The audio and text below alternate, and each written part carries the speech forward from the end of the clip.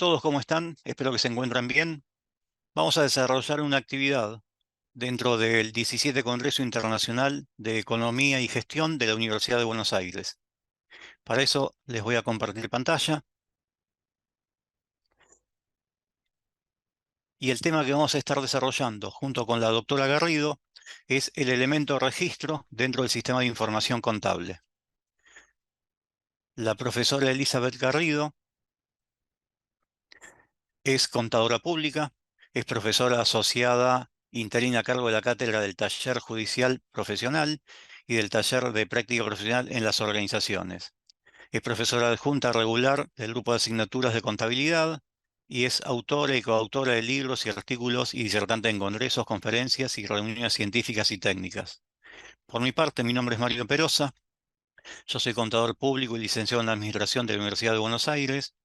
También tengo un título de especialista y magíster en finanzas de la Universidad Nacional de Rosario. Soy profesor regular asociado de la materia de administración financiera, también dicto en el taller de práctica profesional de las organizaciones y soy profesor de posgrado en el MBA y otras maestrías de la Facultad de Ciencias Económicas. Soy autor y coautor de libros y artículos y disertante y conferencista en universidades argentinas y extranjeras. Como actividad profesional, auditor externo en la Superintendencia de Seguros de la Nación y como revisor externo independiente para la UIF. El tema introductorio en el cual nosotros vamos a comenzar a estar hablando, por supuesto, se refiere al sistema de información de una organización, como un sistema completo, como un sistema dinámico, en el cual interactúan muchos sectores de la organización con intereses distintos, con actividades distintas y que están todos unidos a través del sistema de información. Este sistema de información se compone de muchos módulos, como los módulos de recursos humanos, de CRM, de compras, etcétera, y cuando estos ofrecen información que tenga sentido patrimonial para la organización, o sea, que modifiquen resultados, que modifiquen el patrimonio de la organización, estos elementos van a ser tenidos en cuenta para el módulo contable que va a desarrollar la contabilidad de la organización. O sea que es un conjunto de información que va a recoger hechos históricos que hayan ocurrido. Van a recoger también hechos y datos del exterior para traernos al interior de la información, para producir muchísima información y dentro de ella, nuevamente, un sector es el sector contable, que es el que nos interesa a nosotros. Que si bien el sistema de información contable es un sistema cerrado en sí mismo, forma parte, por supuesto, y se nutre del sistema de información general de la empresa, siendo un subsistema justamente para el sistema de información general. Y cuando nosotros estamos hablando acerca del subsistema, que es un sistema en sí mismo contable, nosotros nos encontramos con que esto lo podemos ver o lo podemos mostrar como si fuese una caja negra, esta caja que se encuentra aquí, en la cual tiene su input. El input son hechos y transacciones. Hechos son todas aquellas operaciones que ocurren en forma interna del ente. Y cuando hablamos de transacciones, todas las relaciones que el ente tiene con terceros. Operaciones propias, muy fácil identificables como compras, ventas, depósitos de cheques, cobranzas, pagos, etc. Mientras que las internas son cosas que ocurren de forma internamente. Si la empresa fuese una empresa productora, el hecho interno es, por ejemplo, dentro de su sistema de producción, los procesos de elaboración de los distintos productos, que van pasando de semielaborado a otro semielaborado hasta que termine el producto terminado. De materia prima, de transformación a producto terminado, forma parte de hechos. La registración, por supuesto, que lo va a contabilizar, porque va adquiriendo valor y se va transformando el producto, pero en forma interna, sin necesidad de transacciones con terceros. Estos datos, los hechos y transacciones, que básicamente son datos, entran en esta caja negra. Después vamos a explicar cada uno de sus componentes y salen en la forma de informes. De informes de uso interno, informes que son hechos a medida, informes que son para un determinado sector o incluso para una determinada persona únicamente de la organización, que no trascienden a terceros y que normalmente tienen información sensible que le corresponde analizar únicamente adentro de la información. En esto podríamos ver, por ejemplo, cuáles fueron algún sector, las ventas de la semana, las ventas del mes, las ventas del último día. Esto le interesa obviamente a ventas. También los cheques que ingresaron, cuál es la posición bancaria al inicio del día, y esto le interesa a tesorería. Información interna que no le interesa a todo el mundo dentro de la organización y mucho menos a externos. Y si la información de uso externo que ofrece la compañía es obviamente la emisión de los estados contables. Es el juego de estados contables. Juego de estados contables que se compone con la carátula, por supuesto, con todos los datos de la empresa, de la cual va a mostrar sus estados contables, la nota, los estados contables, donde va a dar la información necesaria para poder leer a los estados contables básicos, y luego, por supuesto, las notas y anexos aclaratorias. Todo este conjunto de información es la información que la empresa prepara especialmente para ofrecerla a los terceros. Y cuando hablamos de los terceros usuarios de la información contable, estamos hablando de aquellos proveedores financieros, como pueden ser bancos, otras financieras, los proveedores de servicios, los proveedores de mercaderías que la empresa tiene, todos aquellos que tienen interacción con la empresa, también incluido, por supuesto, los inversionistas y también los accionistas minoritarios, que normalmente el único acceso a la información que tienen, de la cual son accionistas, pero no logran manejarla por el número de acciones que tienen, es justamente la información contable, como si fuera un tercero de la organización. El Estado también es interesado de los estados contables, ya sea tanto para practicar los controles de tributación y los controles de legalidad de la misma. Por lo tanto, tanto AFIP como IGJ en el caso de Capital son interesados en la información contable. El proceso que se lleva en el medio son los tres procesos típicos. El de registración contable, con todos sus procesos hasta que se logra el asiento. Anualmente tenemos la medición periódica de los valores patrimoniales y esto se refiere exclusivamente a encontrar la medición, el número que va a aparecer en cada cuenta y en cada rubro. Y hablamos de medición, por supuesto, porque es un sentido más amplio, porque hay muchas cosas que se pueden evaluar, hay otras cosas que no se pueden evaluar y por lo tanto que se miden. Y finalmente la exposición periódica de los valores patrimoniales. Si nosotros, como figura acá en el punto 2, obtuvimos la medición, el número que va a tener cada cuenta y cada rubro, bueno, finalmente una vez al año, en la emisión de los estados contables, justamente hacemos esta exposición. Estos son los tres procesos que se dan en esta caja negra, y para poder hacer todos estos procesos hacen falta ciertos elementos del sistema contable. Los elementos del sistema contable básicamente es el input, por supuesto. Esto es la materia prima de la cual esta maquinaria, que es el sistema de información contable, se va a proveer para poder generar los inputs, las salidas. Estos son los procesos, obviamente, y aquí tenemos los informes. Y todo esto necesita de archivos para poder almacenar toda esta información. Y cuando nosotros estamos hablando de que necesitamos de archivos para manejar y mantener toda esta información, básicamente estamos hablando de que necesitamos las cuentas, la identificación de cada una de estas actividades que nosotros vamos a desarrollar, que están todas en un plan de cuentas. Allí aparece el número de la cuenta ordenado de acuerdo a activo, pasivo, patrimonio neto, resultados. Vamos a tener también en el plan de cuentas el número de la cuenta, el nombre que la cuenta tiene. ¿Para qué la utiliza la compañía de la cuenta? Obviamente que si estamos hablando de caja y bancos no tenemos ningún problema, caja la identificamos perfectamente.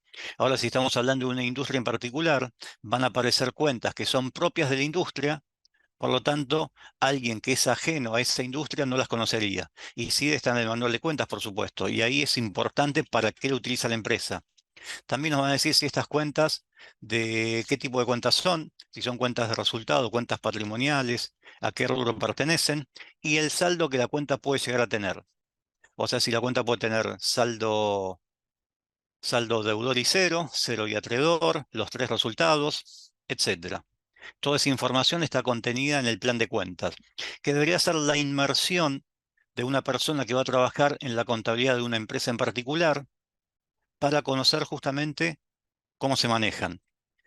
y el plan de cuentas, que son las mismas cuentas, pero expuestas en la forma de un plano, que a nosotros nos permite ver, y sobre todo cuando necesitamos agregar alguna cuenta, nos permite observar cuál sería su ubicación y por lo tanto podríamos determinar cuál es el número que esa cuenta debe llevar.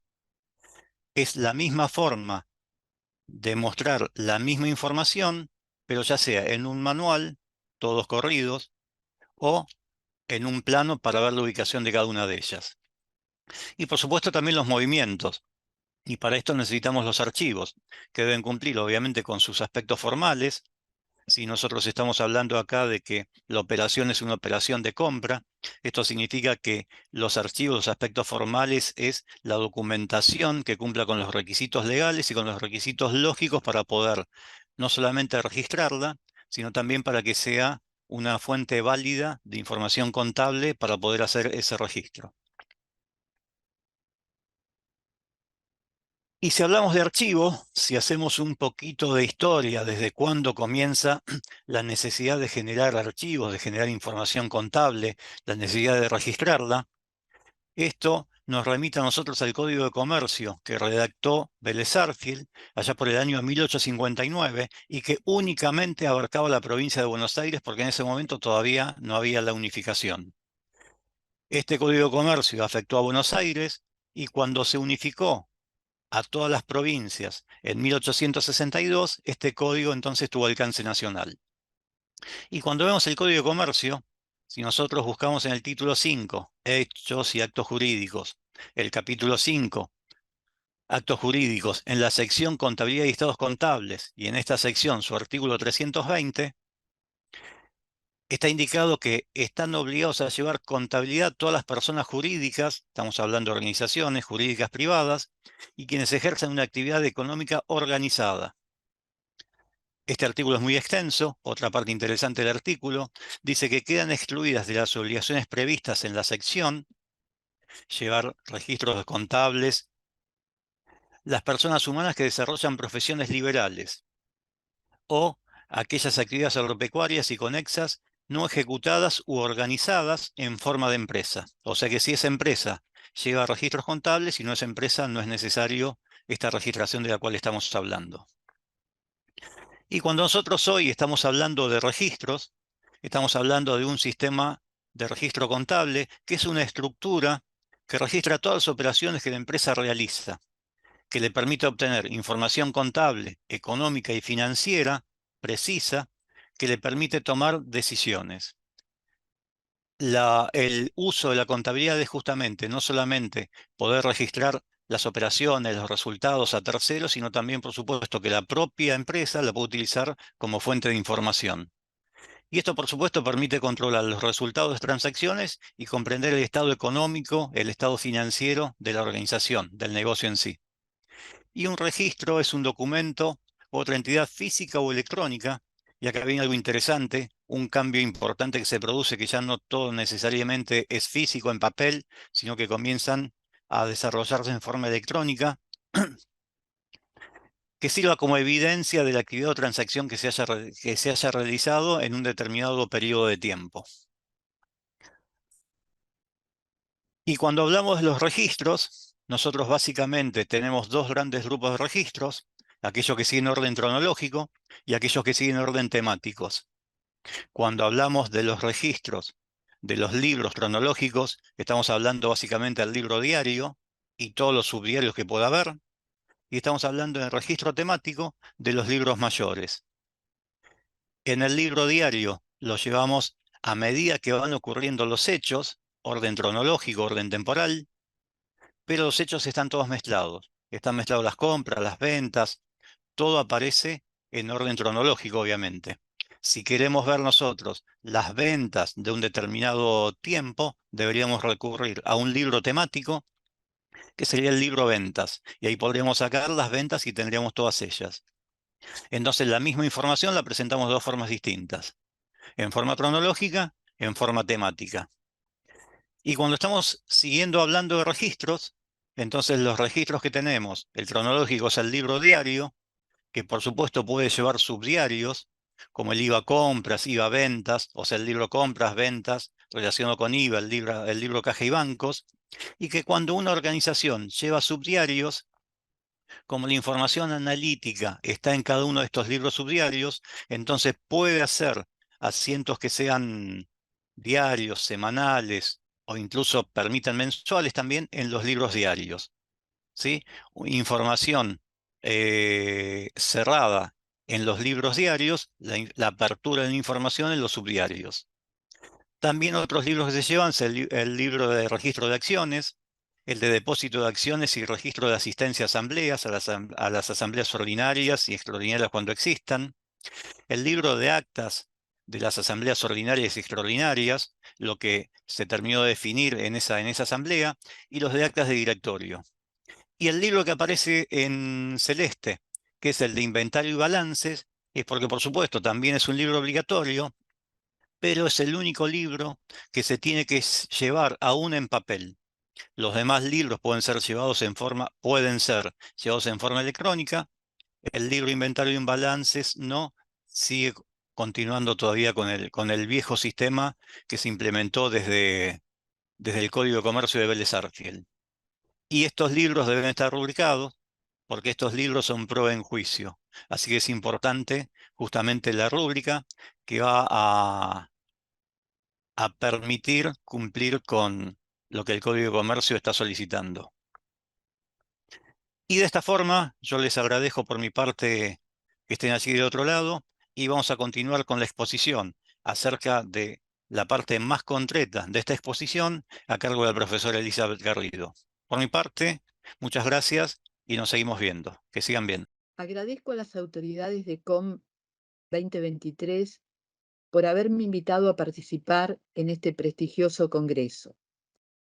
El tema que expondré en el tiempo asignado es contabilidad forense, registros contables digitales.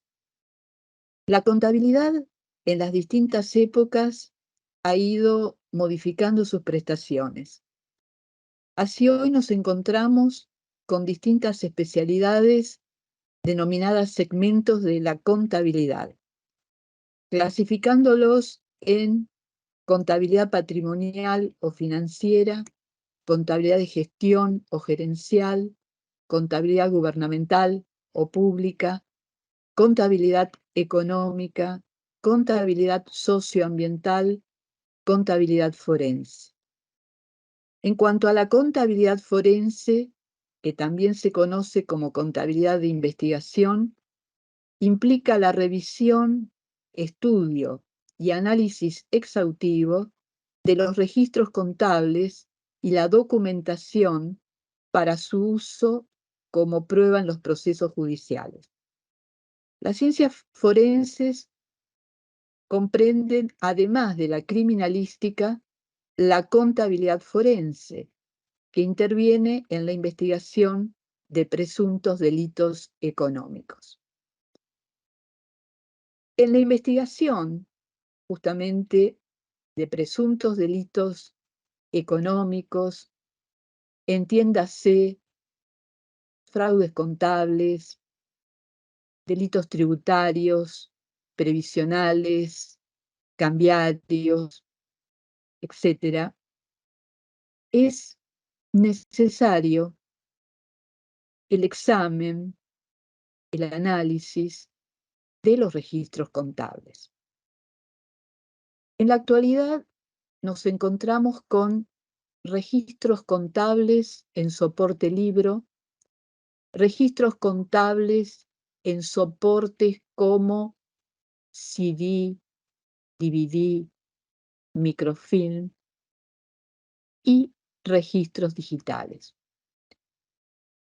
Los registros digitales en nuestro país surgen a través de la Ley de Apoyo al Capital Emprendedor. Este tipo de registros fue incorporado en la Ley General de Sociedades, en su artículo 61, donde se permite a las sociedades reguladas por la Ley General de Sociedades 19.550 y sus modificatorias a que puedan llevar tanto los libros contables como los libros societarios mediante medios digitales, al igual que las sociedades por acciones simplificadas, las SAS. Por lo tanto, en una investigación forense y en peritajes contables, a la fecha nos encontramos con los registros digitales. Para poder verificarlos, y en aquellas sociedades que tienen domicilio legal en la Ciudad Autónoma de Buenos Aires, debemos tener presente, por un lado, el mencionado artículo 61 de la Ley General de Sociedades, que remite a la Ley 27.349 de apoyo al capital emprendedor y a las resoluciones emitidas por la Inspección General de Justicia, como lo son las resoluciones 6 del año 2017 y la resolución 43 del año 2020. Debemos entender que los registros digitales son una nueva modalidad para llevar las registraciones societarias y contables por medios electrónicos. Por lo tanto, al momento de verificar las registraciones realizadas, debemos tener presente el mencionado marco legal. También, desde lo operativo, debemos tener presente que efectuadas las registraciones, sea cual fuese la aplicación o el programa, se deben convertir en archivos informáticos.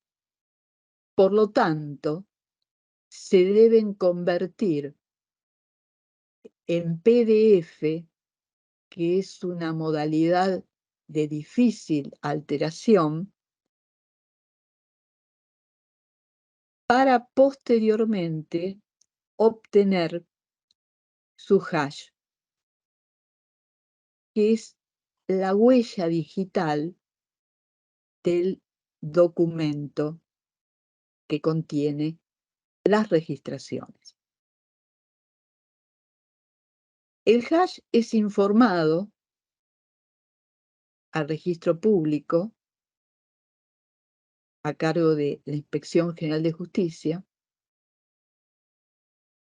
y el mismo otorga a la sociedad un certificado del trámite encriptado. Acá lo importante es tener presente que cada registro digital va a contener los archivos de las registraciones en el orden cronológico, manteniendo el tracto registral con los debidos certificados. La sumatoria de archivos y certificados es lo que determina y se entiende por registro digital. O sea, el registro digital individualizado a través de su hash y registrado ante la Inspección General de Justicia implica un registro contable habilitado dentro de la legalidad y el marco que legisla a este tipo de registros. Este tema es una presentación que estamos haciendo en este congreso a efectos de difundir esta modalidad de registración que día a día va incrementando, y ello significa que son muchos los registros digitales ya registrados ante IGJ y que ante investigaciones forenses deben ser examinados. Entonces, ¿qué se debe tener en cuenta a esos efectos? Los datos de individualización de una registración.